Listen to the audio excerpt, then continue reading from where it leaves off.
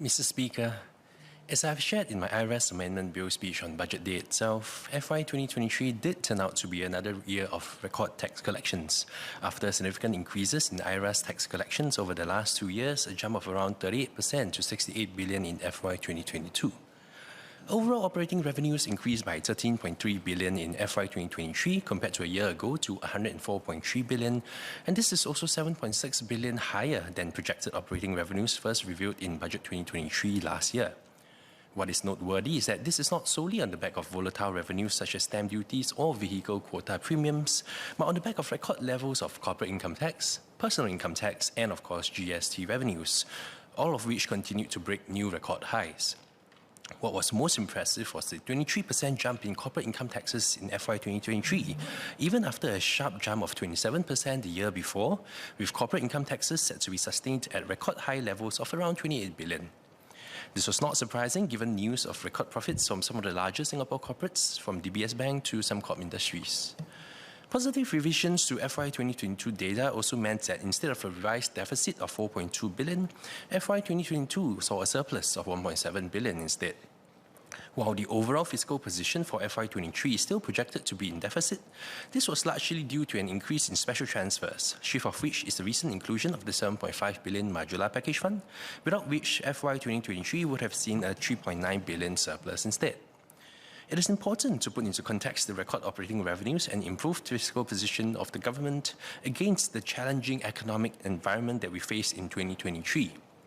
GDP growth slowed to a mere 1.1%, while inflation was a source of consternation for many Singaporeans, which was what led the Workers' Party to raise the cost of living motion in Parliament late last year, to share ideas and possibilities of reducing cost of living pressures by way of policy change, many of which are structural. In line with the theme of providing constructive feedback and ideas, I have 2 revenue measures for the government to look into after studying the revenue and expenditure trends over the past years. This will be in addition to revenue-raising moves that my colleagues and I have shared in past budget debates, such as the issue of wealth taxes, which I have raised previously, where even though we may have raised the highest personal income tax bracket and property taxes, the likes of wealthy individuals earning dividends and capital gains income from their vast wealth while renting luxury apartments in Singapore will still not be taxed directly. Firstly, looking at revenue collections as a percentage of GDP from FY18 to FY 2024 in Table 3.2b, over the years, customs and excise taxes is one of few categories which has seen a decrease in contribution as percentage of GDP over the years, despite higher tobacco excise duties from last year and the inclusion of carbon taxes in this category. In line with the spirit of wealth taxes, there is room to study the potential to have liquors being taxed on an ad valorem basis in light of our suggestion of raising so-called sin taxes. This did not result in any increase in duties on everyday alcoholic beverages, but it would be much more equitable if the so-called atas wines of the world, which easily cost thousands of dollars a bottle, incur a higher excise duty compared to the $20 a bottle wine found in the supermarket. Second, I note that casino taxes were raised in 2022. In spite of this, betting taxes as a percentage of GDP have been flat in past years at around 0.5%. Given that gambling duties have been unchanged since 2014, there is room to look into raising the relevant gambling duties, which could also serve a deterrent function. Moving on to the main body of my speech today, I will touch on the importance of structural changes compared to one-off handouts, where I will highlight the need for structural improvements to personal income taxes and corporate income taxes to better support individuals and businesses while keeping our tax system progressive and up-to-date, and also touch on the urgent and important topic of retirement adequacy. Conceptually, I believe that 1, it is important to put in place structural levers in our system as opposed to relying on one-off schemes, which may either be new or have to be refreshed year after year, incurring a lot of administrative costs and resources to operate on the part of the civil service and creating much uncertainty on the part of Singaporeans.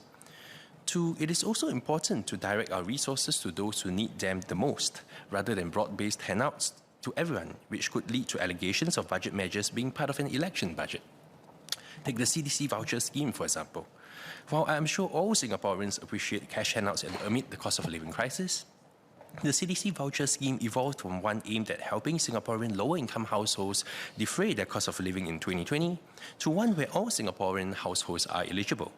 The amounts given have also varied quite significantly over the years, and it remains a question whether the scheme will be a permanent one, or if so, whether all households will continue to qualify and just how much are the vouchers going to be worth.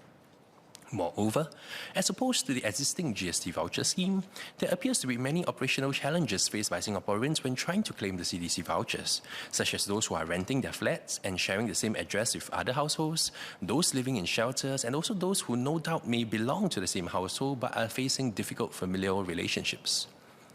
On personal income taxes, I note the tax rebate worth 50% of tax payable or up to $200 was introduced in YA 2024, similar to YA 2019. However, instead of a runoff rebate, we are better off raising the bottom end of marginal resident personal income tax rates and increasing the tax-free threshold for the first $20,000 of chargeable income to reflect inflation over time. This was what I raised in the parliamentary question back in 2022. Similarly, on corporate income tax, a CIT rebate of 50% of the corporate tax payable will be granted to all tax-paying companies, whether tax resident or not, for YA 2024. In my speech on the Income Tax Amendment Bill in 2021, I suggested raising the level of progressivity in our corporate income tax regime to better support our local SMEs.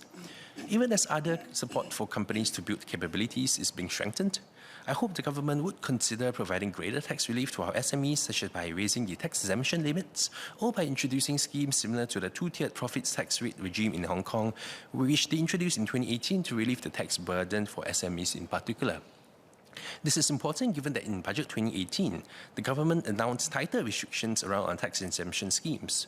For an SME making $300,000 in chargeable income, for example, total corporate income tax paid before any rebates will be close to $34,000 or an effective tax rate of 11.2%, compared to around $25,000 or an effective tax rate of 8.4% based on prior rules. Having such corporate income tax reforms built into the tax regime would also provide for greater certainty, as opposed to the current CIT rebates, which significantly vary year after year from 20% to 50% in terms of the rebate, to a cap of $10,000 to $40,000 in the last decade from YA 2013 to YA 2024. It is critical to ensure that we continually reinvest in our local SMEs, the backbone of our economy, representing 99% of all enterprises here and responsible for the jobs of 71% of employees, to enable Singapore to stay competitive in a post-BEPS world. Otherwise, we could well see a reduction in our tax base and employment levels should our local SMEs shift more of their activities to other jurisdictions in response to the new business environment. Touching on the topic of BEPS 2.0, which I have also spoken about in past budget debates, the time for introducing adjustments to our tax system is finally before us. DPM Wong has also announced the introduction of two components of Pillar 2, the Income Inclusion Rule and the Domestic Top-Up Tax. As I have asked last year, while precise numbers may not be feasible, does the MOF not have a range of blue sky and grey sky projections as to the impact of the implementation of a domestic top-up tax? Especially when we are looking at the IIR and the DTT taking effect in less than a year's time for businesses' financial years starting on or after 1 January 2025. To put into context my question, the OECD has published a working paper earlier this year which finds that the global minimum tax can raise between 155 to 192 billion US dollars of additional CIT revenues per year, with revenue gains accruing to all jurisdiction groups. Moreover, estimated participating countries categorized as investment hubs, which includes Singapore, would have the largest expected gains from the reforms, with corporate income tax revenues rising from 14% minimum to up to 34%.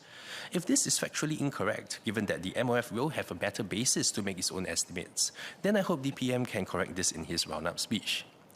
Instead, DPM shared in his budget speech that he does not expect the new moves to generate net revenue gains due to the significant spending required to stay competitive.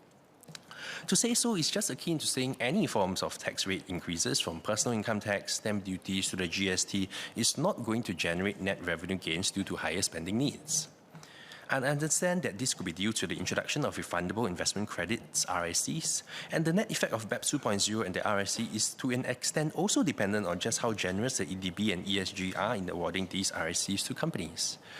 I agree that only time can tell when it comes to the actual revenue gains as we await the rollout of Pillar 2 globally, but it would be a sad day if countries go against the spirit of the reforms in the first place. The BEPS 2.0 reforms were introduced to stop the race to the bottom when it comes to sovereign tax policies and to facilitate international collaboration to end tax avoidance. Let me repeat that the OECD has shared that with the two-pillar solution, all economies will benefit from extra tax revenues. All economies. I hope the additional tax revenues from BEPS 2.0 will not simply be in substance returned to MNEs through other forms. Finally, let me touch on a topic which is close to my heart, and that is retirement adequacy. It is also a pressing issue which requires urgent and decisive action given our rapidly aging society. While there are several good moves to improve retirement adequacy, like raising the ERS and enhancing the Silver Support Scheme and MRSS, I'm concerned about the closing of the special account after the age of 55 and the lack of longer-term measures to help Singaporeans grow our retirement nest egg sustainably. In itself, I do not have qualms about the closing of the special account, or SA. However, this is a step backwards when it comes to ensuring the retirement adequacy of Singaporeans, and much needs to be done to truly strengthen retirement adequacy for the seniors today and tomorrow. When the compulsory annuity scheme CPF Life was introduced, the SA continues to provide flexibility to CPF holders to access or touch their retirement savings while providing a decent interest rate floor of 4%. The PM Wong said in his budget speech, the remaining SA savings will be transferred to the ordinary account. Of course, members can voluntarily transfer their OA savings to the RA at any time up to the revised ERS to earn higher interest and to receive higher retirement payouts. Is this the full picture though? Singaporeans will know that funds in the RA will be used to pay the premiums for their CPF Life plan, meaning to say we can no longer withdraw the funds as we wish. It is also true that from the age of 55 to say the payout age of 65, these RA funds continue to earn the same interest rate floor of 4% as with the SA. So far so good, but unbeknownst to many, from the moment payouts commence, any interest earned will not accrue to the CPF holder, but it is pooled together under CPF Life for all members.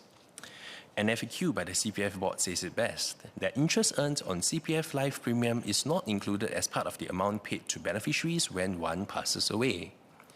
I understand that this is the concept behind annuity schemes to enable members to get lifetime payouts. But it also means that even though the stated interest rate of the SA and the RA is identical, the actual yield that is earned by the two accounts could not be more different. And that based on the latest average life expectancy of Singaporeans, it is unlikely that the effective yield for RA savings will exceed that of funds that would have been in the CPF SA. Moreover, whenever I raise the issue of CPF interest rates in Parliament, the response by various political office holders has been to stress the attractiveness of prevailing risk-free interest rate floors of 2.5% for the OA and 4% for the Special, Medisave and Retirement Accounts, SMRA, over the past 2 decades of protracted low interest rate environment. The closure of the SA from age 55 takes the shine out of such counter-arguments in my view. As the PM Wong reminded us, we are facing a change in the environment from very low interest rates to a more normalized period where interest rates will be higher for longer and the era of easy money is over. It is in the context of this sea change that we should look at CPF interest rates going forward. How then should we allow the laws of mathematics and compounding to work for our seniors' retirement funds? I continue to stick by what I spoke about in the reserves motion earlier this month, and that is to enable all Singaporeans, not just our reserves, to directly participate in the long-term returns from the government's fund manager, GIC, with adequate safeguards in place. This is especially pertinent when we consider the source of funds for the GIC in the first place, a part of which is indirectly derived from CPF savings via the SSGS bonds. As I have shared, based on the 20-year nominal return of the GIC portfolio of 6.9% and the CPF OA rate of 2.5%, based on a simple rule of 72, the number of years it takes for our CPF monies to double goes from about 10 years based on GIC's returns to 29 years based on the prevailing OA rate. The effects on our ability to save for our own retirement is tremendous. I listened to Minister Indrani Raja's explanation that in 2014, then DPM Tharman explained in Parliament at great length how we set our CPF interest rates and manage CPF proceeds.